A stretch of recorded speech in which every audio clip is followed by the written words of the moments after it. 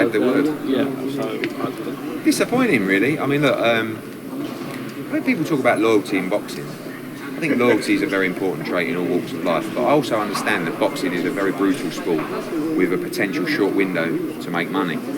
I think we've done such a brilliant job for Lawrence Okolie. You know, we signed him out of Team GB, very fond of him. You know, he won British, Commonwealth, European titles. He headlined on multiple occasions. I had to defend him on multiple occasions when some of his fights weren't that entertaining, but I always backed him because he was jumping in those fights very early in his career. I got him in a #1 position with the WBO without fighting really any world level fighters. I got him in a mandatory position. He then fought for a vacant title. He then headlined that show. He then defended it at Tottenham Hotspur Football Club in front of 70,000. He then headlined again at the O2. He's probably the highest paid cruiserweight in the world. And I also know the commercials around Lawrence Okolie, and there's been several occasions where we've lost a lot of money on Lawrence Okolie, but we've always been Wow! Brutal right now. Lawrence Okolie, he going through it. Let's rewind that one, selector. 100%. Okolie, and there's been several occasions where we've lost a lot of money on Lawrence Okolie, but we've always been 100. Oh man, you know my name Lawrence Okolie, and Eddie Hearn's the slave master. Eddie Hearn the master that lost money on my bum ass shows. Oops, what did I been tell you, man, about Lawrence Okolie? Yeah, Eddie Hearn out here doing God's work, doing charity work, putting dudes on. That's what you call investing in your crop. People don't appreciate that.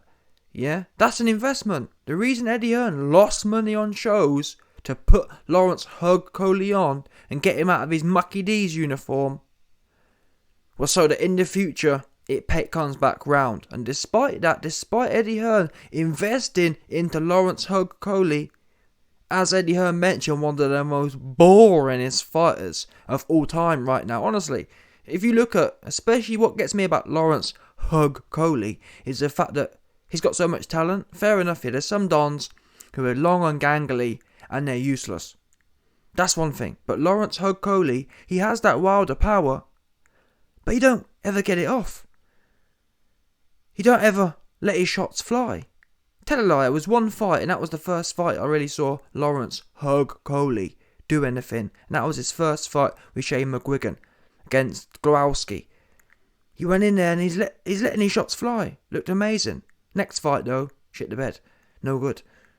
And that's what frustrates me. But more than the whole boxing and technical side of things, how dare you, yeah? And I understand, it's great to have new offers. Good for you. Good for Lawrence Okolie. Has he earned it? That's another thing that gets me, truth be known. Has Lawrence Okolie earned a big pay rise from what he's done in the ring? Categorically, no. Yeah? Told you before, I wouldn't even mind, honestly, yeah? I wouldn't mind Lawrence Okolie saying what he has said if he was just tearing the paint up. Yeah? If Lawrence was going hard in the paint, I'd be saying, you know what, Eddie, man, what can you say? Yeah? If Lawrence Okolie was like the next McGregor and Eddie Hearn was... Because sometimes in boxing, what can happen is, if you're a really hot talent, yeah, obviously when you get signed on your original contract from 4 years ago, if Lawrence Okolie had turned into McGregor 2 years into his 4-year contract, for example, I get that. Wait there a minute, Eddie. I'm the next Conor McGregor, I'm the next Floyd Mayweather, and you're keeping me on my debut contract. I'd be the first one telling you here, yeah, that is a bit of a slave master move. Even though Eddie Hearn would be well within his contractual rights to continue that, I'd get that though. I'd get that. If Lawrence Okolie and his numbers and his performances were just tearing the paint up, yeah, I'd be saying, come on, Eddie, man, be fair. Give the guy what he's earned. And to be honest with you, Eddie, look at AJ for example. AJ, the sky's the limit. Do you understand? Yeah? Eddie's not that kind of guy. I'm not saying, is he Jesus? No. But Eddie knows good business in that sense. Eddie's not going to have a McGregor on his card and then lose him because he's trying to, you know what I mean? He's not nickel and diming. Yeah, a great example. Eddie Hearn mentions. Someone who's trying to nickel and dime you doesn't buy you a 50 grand Rolex. They just don't. Show me where you've seen Bob Arum doing things like that. Or show me where you saw Don King doing things like that. Buying, yeah. That's not nickel and diming someone. You don't give them extras if you try and nickel and dime them. And I don't mind you can say what you want about Eddie, but let's be realistic here, Lawrence. Yeah, your new offer is a product of the network wars. Got nothing to do with you. I know this problem you see with people. People always think anything good that happens to them, that was me. Anything bad that happens, unlucky. Yeah? So Lawrence Okolie will have got a new offer in, rather than taking a step back and saying, wait there a minute, what is this new offer from? Is it from my shit-hot performances? Is it from my newfound social media value? Or, you know what I mean? The numbers I'm drawing? The brand value I've got now? Or is it the fact that networks are getting into it and everyone's battling against each other, which is driving the market price up? Which is it? I tell you what, it ain't you. Nothing to do. Again, it's nothing to do with you. Pure luck. And if Lawrence Okolie had done that kind of self-reflective analysis, he'd have quickly found out, you know what, wait a minute. I may not want to be in this contract because I've got a better offer from Sky, but I understand this has nothing to do with me getting a bigger offer, has nothing to do with Eddie, has nothing to do with myself. It's just part of the environment right now. So let me not go on a big, I've got no problem. I'll be the first person to say, in fact, even Eddie's been saying, if you get a better offer from someone else, you need to go and take it. Yeah? But what we ain't going to do is taking a better offer from someone's one thing, but wait there a minute. So because Eddie Hearn doesn't want to offer me ridiculous money that I'm not worth, that means he's a slave master. Nah, that don't work. Yeah, that's not how we do things. That's not how things work, unfortunately. Slave master isn't determined on people or Eddie Hearn not matching or reaching the ridiculous demands that Sky have put out. Sky right now are doing what DAZN did 5 years ago. It's not real business. It's fake. They paid Mikey Garcia $7 million to fight a complete bum. That's not business. Yeah, that's not real. That's inflated and it's not real. Had nothing to do with Mikey Garcia. Had to do with, DAZN. I don't know what they was doing. I don't know I guess their strategy was at the time, we'll just go in there, come in hot. We'll just start wicking everyone down with our big money. Didn't really play out, did it? Because they've put all that money in and they got squat left. But anyway, man, listen. Bottom line is, man, Eddie Hearn, he's a cool guy. You man know me. I'm the first one to jump on Eddie if he doing weird things, like he has done with Canelo and Bivol.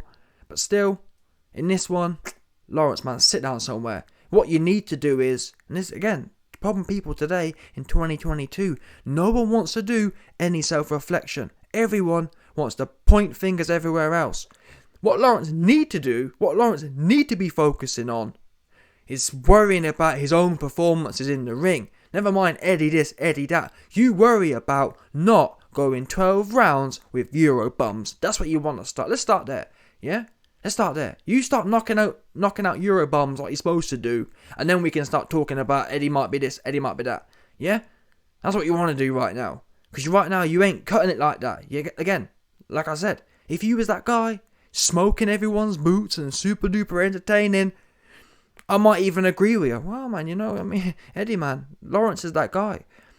Yeah, if Lawrence says that you're a slave master, he that hot, he that smoky, you might be a slave master. But that's not the case. You just went 12 rounds with some dude, no good. 12 rounds. Life and Death was in there with him, hugging the whole time as well. Hugging, that's the worst thing. You're in there with a dude, yeah? Wilder would knock the guy out, in my opinion. You're in there, hugging him. No word of a lie. Lawrence Okolie was literally engaging the clinch every time. How can you be so long and athletic, yeah, and scared to actually do what you've been signed up to do? And you just heard Eddie here. Eddie's losing money on this guy. He don't do numbers. Eddie's losing money on the guy.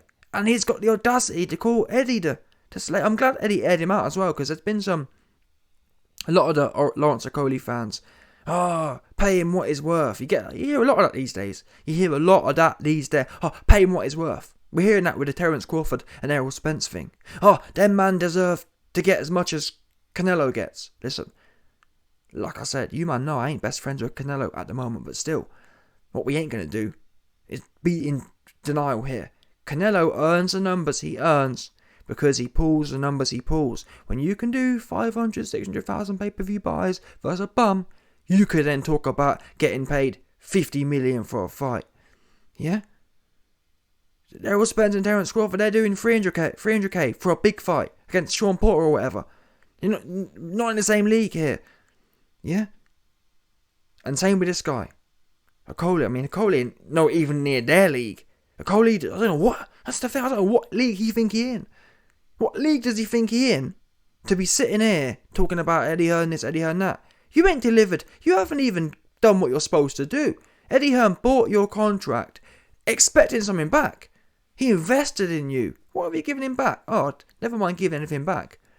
What's he get? Oh, he gets a slave master thrown in his face. It's despicable behaviour. I'm sorry. It's despicable behaviour from these guys. These guys are all overpaid right now as well. Eddie Hearn's losing money overpaying these guys, and he gets it thrown back in his face. Welcome to 2022, folks. Yeah, that's all I can say on that one. Overpaid dudes flipping it all the way around and blaming someone else for not being more overpaid. Unbelievable stuff. And I'm sick and tired, and even Eddie said it here. I'm sick and tired of hearing about, oh, the sport's so hard. Oh, the sport's so dangerous. Oh, the fighters need to make sure they're paid. Listen, the fighters need to make sure they deliver. That's what they want to focus on. I ain't trying to hear about no more fighters need to be paid, because from where I'm sitting, they seem to be paid pretty well. Isn't it though? When was the last time you worried about a fighter being paid? Isn't it? I've never worried about that. Not because listen, if fighters weren't being paid properly, I'd be the first one to say, but that's not the case. Yeah? Me hearing Anthony John Stewart got paid £35 million to fight Usyk and go in there and have a sparring session. That didn't need no worrying from the YB or any other fan. He well more than compensated for the crap we watched. So I ain't trying to hear no more about we need to make sure they're paid. They're plenty paid. What they need to do is start focusing on delivering what they're supposed to. Everyone worried about everything else but their actual job. And it's crazy. In no other industry is that the case, you know. For example, us man, or you man who work normal jobs, yeah? Do you come in every day to work? And is the discussion with your boss every day, oh boss, I want more money? If you're lucky, you'll talk. I mean, most people, yeah, go from year to year and never talk about their salary, do they? Year to year to year, don't even mention it. Yeah? Every day you come into work, what are you doing? Are you talking about a wage increase? Or are you doing your job? You're doing your job. That's the answer to that question. But in boxing, these guys aren't doing the bare bones job they're supposed to do. And then, like I said, it's like us coming into work and just talking about wages all the time. At some point, your boss is going to say, or should be saying, what are you talking for? Get to work. You got work to do. Yeah? But in boxing and in combat sports, it seems to be, well, we'll talk about money all day and then get in the ring, do not deliver, and talk about money some more. And what's right? We'll throw on the heat that Eddie Hearn, the slave master. So fucking hell, I want some of that. Yeah? And that's what I mean. There's no wonder everyone, I mean, there's a reason, yeah. Everyone is trying to get into boxing right now. It's a big free-for-all. It's a whole bunch of money flying around the place. I believe most likely it's probably Kinahan related as well, because I don't know where the money coming from. You got all these weird OnlyFans. You got OnlyFans chicks doing where the money coming from? It don't add up, does it? Who paying for this crap? Someone is. Yeah, someone paying for it. That's how the money don't come from nowhere. But yeah, man, I ain't trying to hear no more from Okolie. All I'm saying is, yeah, Okolie, he best deliver on his next fight. Then again, or he won't. He don't care, does he? He gonna rock up, get paid astronomical amounts of money and just hug the guy. Oops. That's what I mean, it's mad. How is it Sky have come in? Oh, I get it. I understand the market dynamics in as much as Sky want to punk the zone. Yeah, Sky want to punk Eddie Hearn. So they can do whatever they can to do that. But from a boxing purist point of view, how are people looking at Lawrence Okolie's last fights and concluding, yeah, he need a pay raise. Yeah, that's a man we need on our hot list. That's where the sport's at. You got dudes who hug the whole way through a fight and they're shit hot. Again, welcome to 2022. Yeah? It surely has arrived. I ain't trying to hear no more about this situation anyway. No doubt, 100%.